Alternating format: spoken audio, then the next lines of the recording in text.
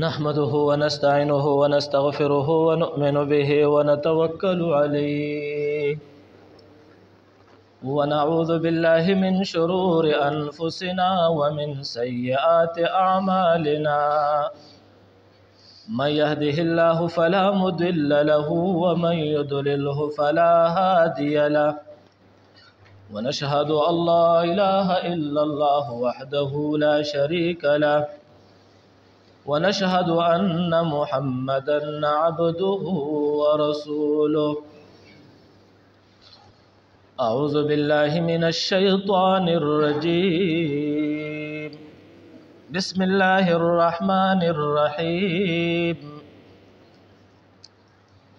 إن الله وملائكته يصلون على النبي يا أيها الذين آمنوا صلوا عليه وسلموا تسليما زمار طول پجمان درود شریف اللهم صل على محمد وعلى آل محمد كما صليت على إبراهيم وعلى آل إبراهيم إنك حميد مجيد اللهم بارك على محمد وعلى آل محمد كما باركت على إبراهيم وعلى آل إبراهيم إنك حميد مجيد نن د یوسو نصيحتي خبرې کوم او یو مسله د تش بیانوم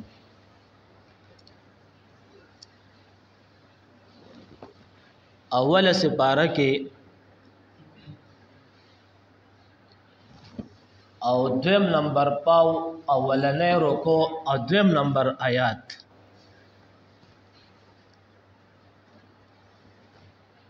واتقوا يوما لا تجزي نفس عن نفس شيئا ولا يقبل منها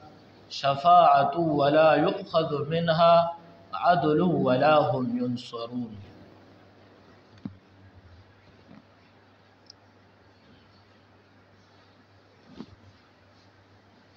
ظاهر معنا د الفاظو یو څو معنی دي خو تفاسیرو پکې دومره تشریح کړی دا الله رب العزت وی واتقوا یوما لا ویریږئ د هغه ورځې نه قیامت ته مراد ده لا تجزي نفس عن نفس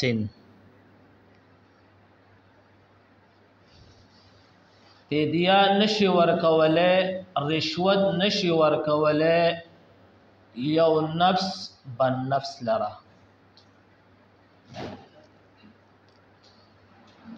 شیئا الله رب العزت لفظ ذکر کړي شیئا ذره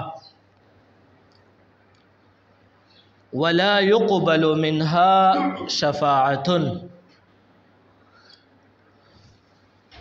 او نشي قبل دل په د قیامت پر د ورځ باندې شفاعت د چا شپارس چې دا الله په دربار کې را پاسيږي او الله رب العزت ته وایي چې دا شپارس قبول کا ولا يؤخذ منها او نشي اغسته با ورځ په قیامت باندې د چا هر چا نه اس عمل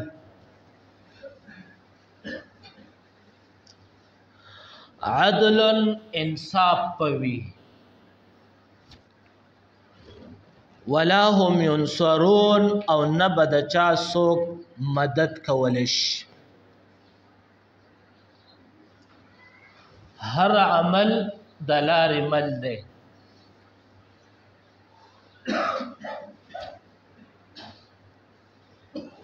ما خو تاسو ته د الفاظ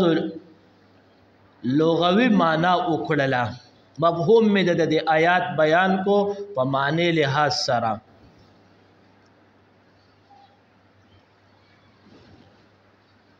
مفسرین حضرات د آیات مبارکه د دنیا په معاملات سره هم وزن کړي دي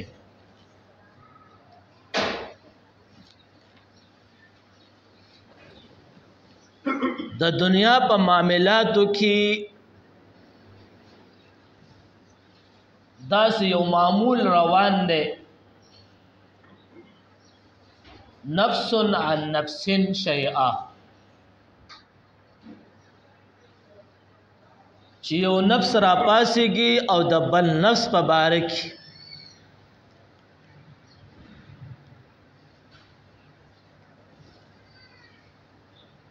یو نفس چې گرفتار شي مونږ یې خلاصو،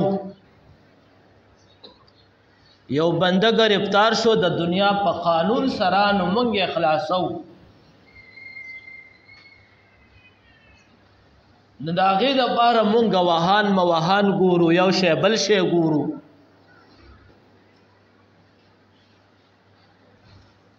او بیا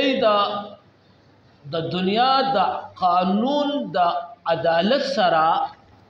مونږ کیدو او بیا وایو که عدالت کیس لړاو شي بیا وایي چې که دا سبا داسې حرکت وکړو یا ده نو ګوره ته به پکې ګرفتارېږې.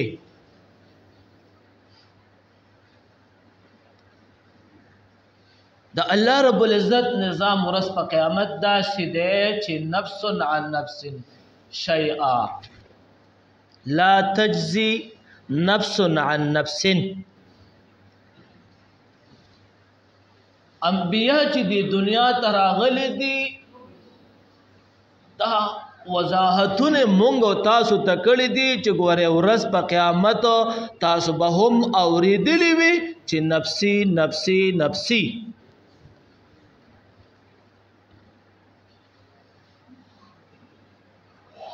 د دې متعلق ته یو بل آیات مبارکه هم 13 سپاره کې الله رب العزت وی یوم یفر المرء من اخیه و امه و ابیه و صاحبته و بنیه. داسې ورځ ده په دې ورځ به یوم یفر المرء من اخیه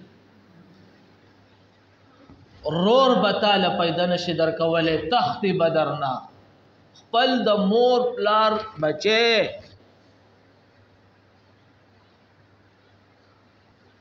رور تاله پیدا نشي درکولی او تختی بدرنا چې دا رور مې ونه ګوري سرانه ونه غواړي نفسی ده و امه په دې دنیا کې دا بچه د مور پلار ته ډېر زیات محبوبي.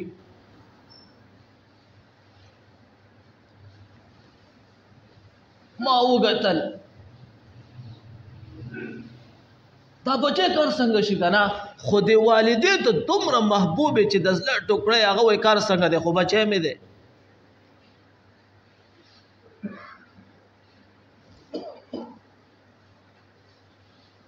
او په دې دنیا کې محبوب شی بچی ته خپله والده ده.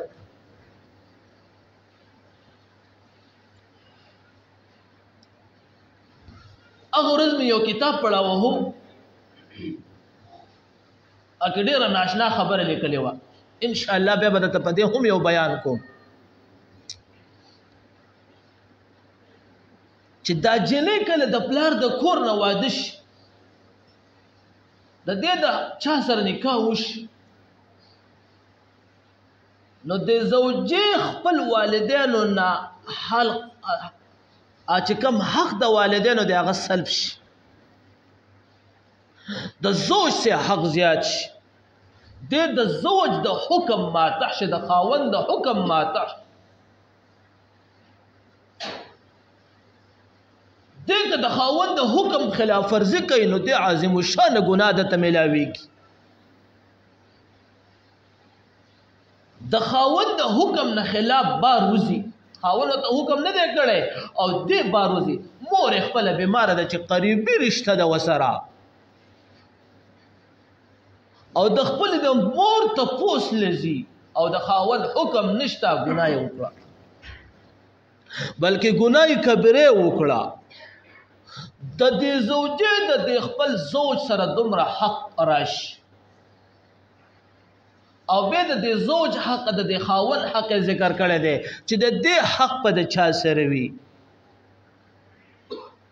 نو د هغې حق ذکر کړی دی چې د خپل والدینو حق پې زیات دی دا بچې دا د خپل والدینو ماتحت دی دی به د والدینو خلاف ورزي نه کوي نن معاشره بدله ده خلق حق نه پیژني نو مور دومره قریبي رشته ده الله سوی من یوم یفر المرء من اخیه و امه و ابیه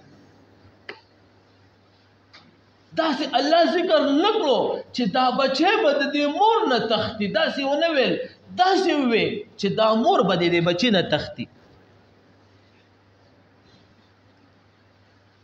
دا الفاظ ولې الله دې ذکر کړو چې د دې مور د دې بچي سره ډېر زیات محبت لري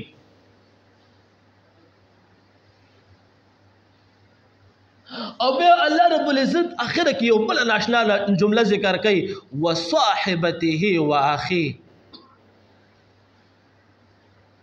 وصاحبته وبني چې د دنیا قریبي ملګری دا ښځه او خاوند دی زوج او زوجه دی به هم د یو بل نه تخت پلار به د بچی نه تختی بچی به د پلار نه تختی ولې چې نیکي رانه ونه غواړي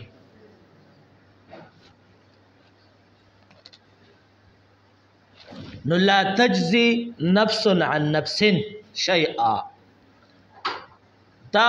هغه آیات مبارکه د دې آیات د دې دو الفاظو تشریح شوه بیا الله رب العزت وی چې ولا يقبل منها شفاعه نه به قبلېږي ورځ په قیامت باندې د چا شفارس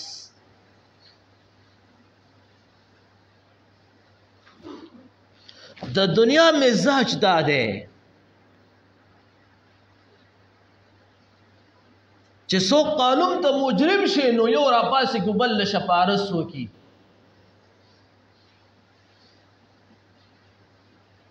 د شفارسي نظام دی چلیږي په دنیا کې الله رب العزت وایي چې ګوره شفارس هم نه چلیږي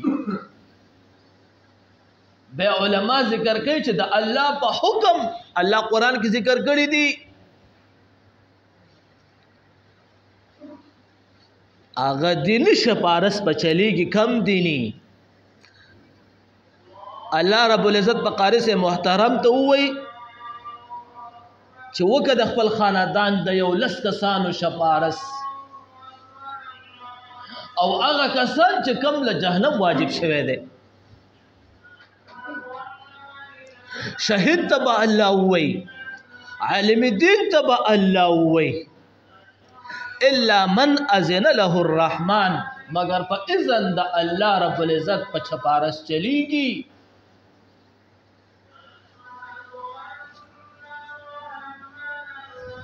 ولا يؤخذ منها د دنیا په نظام کې مونږ او تاسو چې کله ونه چلیږي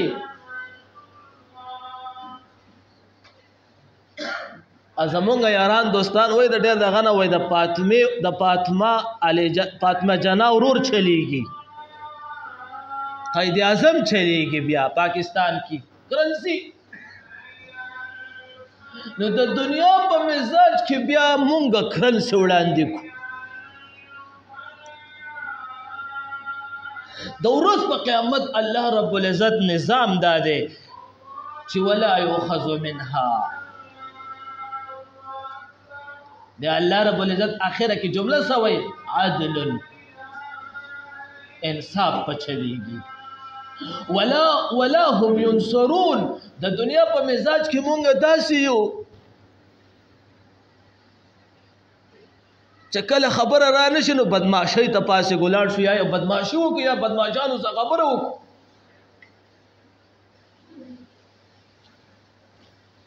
یو خبره را په یاده شوه، زه بار بار د خلکو د دا خبره کوم یم، زموږ په پېښور کې اوس 3 عدالتونه دي.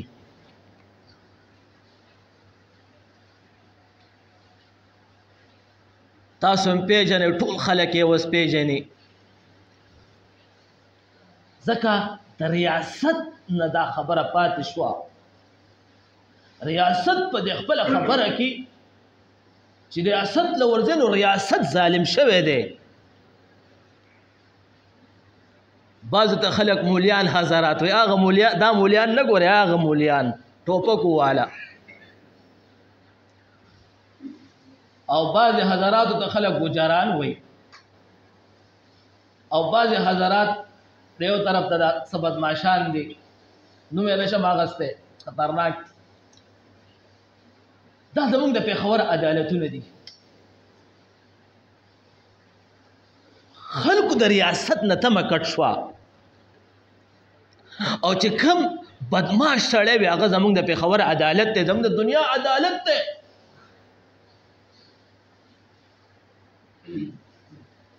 رسول الله صلی الله علیه وسلم فرمایلی دي 1400 کاله وړاندې، وای آخره زمانه کې با، والله زه د حدیث مبارک ته ګورم قسم د تعجب کې واقع شم، وای 1400 نبی صلی الله علیه وسلم فرمایلی دي چې په آخره زمانه کې بعد د امت مفتیان، مشران، عدالتونه، فیصلو والا دا بدترین مخلوق وي چې د الله رب العزت په نظر کې سپک انسانی، د الله رب العزت دشمن وي او قاتل وي، ظالم وي، دا به د قوم مفتی، دا به د معاشرې مفتی. نن دا ټول خبرې واضحه دي چې موږ تاسو وګورو. الله دې موږ تاسو سره د رحم معامله وکړي. نو الله څه فرمایي؟ ولا هم ينصرون، امداد به نه چلیږي د چا، صرف د الله امداد به چلیږي. ولا هم ينصرون، یو کس را پاسېږي او د بل کس مدد کوي، نصرت کوي، امداد کوي. چې په دې دنیا کې مسکرل وي هغه به کو.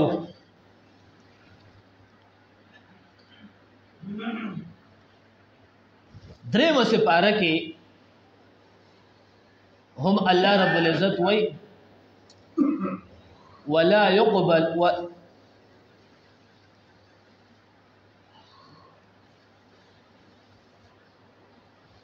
لن تقبل توبتهم، لن يقبل من احدهم ملء الارض ذهبا او فضه. د درېمې سپارې اخرنۍ آیات مبارکه دی، یو ټوکړه مې ترې راوچته کړه.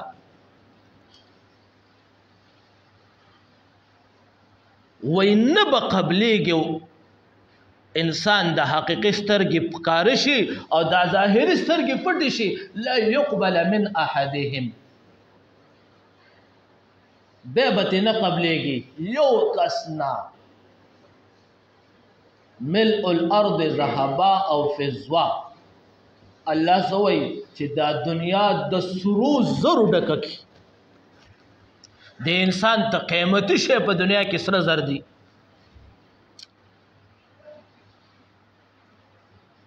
ملء الارض ذهبا او فضه، یا د سپینو زرو ډکه کی دا ټول دنیا.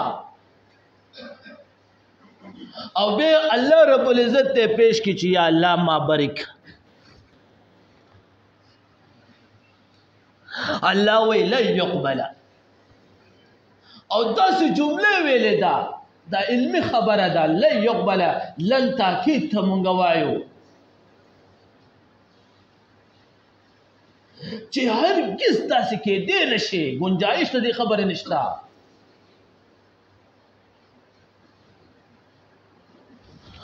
او بل ځای کې الله رب العزت وی لن تقبل توبتهم واولئك هم الضالون. به د انسان توبه نه قبلېږي، به که دا انسان الله رب العزت ته 24 घंटे په منځونو په عبادتونو سټارټ شي او توبه وباسي، لن تقبل. وس الله رب العزت مونږ او تاسو له ټیم راکړی، وخت راکړی چې دا ټیم په دې دنیا کې مونږ قیامت کې تیارې وکړو. زمونږ رسول الله صلی الله علیه وسلم فرمایلی دي دانشور عقلمن انسان هغې ته ویلې الکیس من دان نفسه وعمل لما بعد الموت. وای دانشور او عقلمن انسان په دې دنیا کې هغه دی چې لما بعد الموت چې ځان د پاره د قبر تیاری وکړي.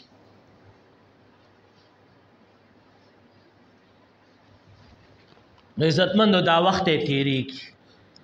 الله ته توبه طائف توبې الله توبه او الله رب العزت دومره غفور رحیم ذات دی چې انسان سل کاله څومره یو میاشت نه سل کاله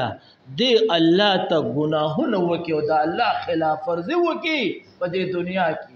او یو پېره توبه وباسي، الله ولا ټول ګناهونه میټاوي. نو ان شاء الله د دې توبې متعلق هم تاسو ته چرته بیان وکم چې د توبې لپاره کم شرایط دي او کم اصول حساب دي. وس دا یو بل مسله په دې مارکیټ کې را پیښه شوې ده. یارانو دوستانو راته دا وویل چې قاری صاحب په دې باندې باسو که چېرته فیسبوک په دې خلکو ګټلی، ما تاسو ته مخکې په 10 جمعو کې دا ترتیب د منځ ښودلی و. یو د منځ مسایل یو د منځ ترتیب مې تاسو ته ښودلی و، مسایل مې درته نه دي بیان کړي.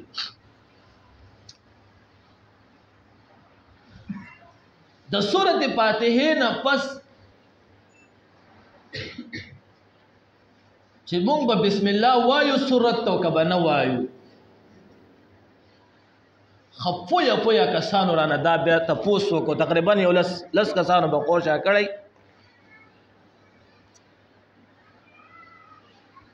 لاول په دې ځان پوی کوي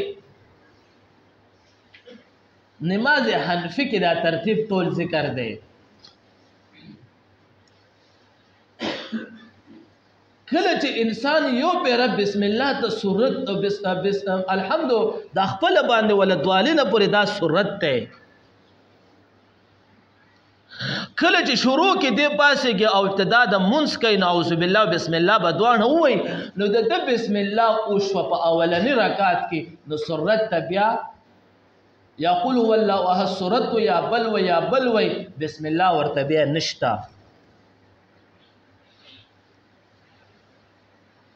مانه دا ته پوسه مو شو کوي سړی وای ثواب به زیات دي کې معنا نه بوي مس کې ساده الفاظ زیادت رالو بیا دا علمي خبره ده. به د دې لپاره یو 3 سورتونه ذکر کیږي دا تجوید سره تعلق ساتي. ابتدائی سورت او ابتدائی تلاوت، ابتدائی سورت او درمیان تلاوت او ابتدائی تلاوت او درمیان سورت او د علم سره تعلق ساتي. تاسو دومره په دې دغه نشته. نو کله چې انسان سورت فاتحه ته یو ځل بسم الله وای نو بس په دې اولنی رکعت کې د بسم الله د ټول عرصه د پاره کامل شوا. به وړاندې په دې باندې بسم الله نشتا نو سورت ته بسم الله ویل نشتا او هر رکعت کې چې پاسې کې نو ګوره سورت فاتحه ته بسم الله وې صورت در باندې نشته، دا مسله ده. نور دا ډېر تحقیقي بحث دی، علمي خبرې د تاسو په دومره پہچان نشته. تاسو ته ما دا صورتونه ووې،